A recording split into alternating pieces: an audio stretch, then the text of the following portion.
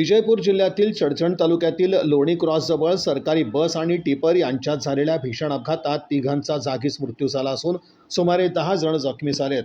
या घटनेमुळे परिसरात हळहळ व्यक्त होत आहे।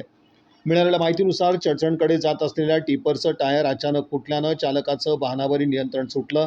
त्यानंतर टिपर समोरून येणाऱ्या विजयपूरकडे येणाऱ्या सरकारी बसवर जाऊन आदळला।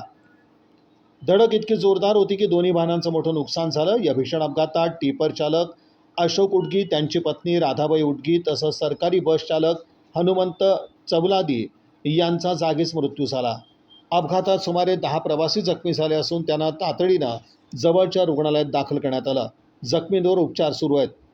अपघातग्रस्त वाहनांमध्ये टिपर KA28 AA 6792 आणि सरकारी बस KA28 AF 2468 यांचा समावेश आहे।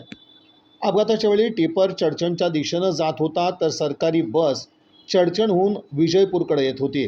घटनेची माहिती मिळताच चडचणचे CPI परशुराम मनगुळी, PSI सोमेश गेज्जी तसंच पोलीस कर्मचाऱ्यांनी घटनास्थळी धाव घेत पंचनामा आणि पाहणी केली। हा अपघात चडचण पोलीस ठाण्याच्या हद्दीत घडला असून पोलिसांकडून पुढील तपास सुरू आहे। या अपघातामुळे काही काळ वाहतुकीवर परिणाम झाला होता। पोलिसांनी तत्काळ मदत कार्य राबवून वाहतूक सुरळीत केली।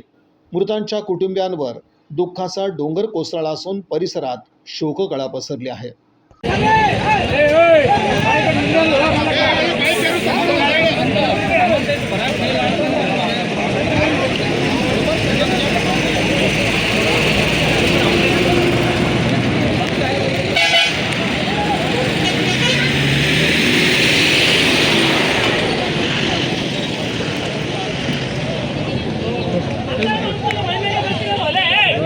रोड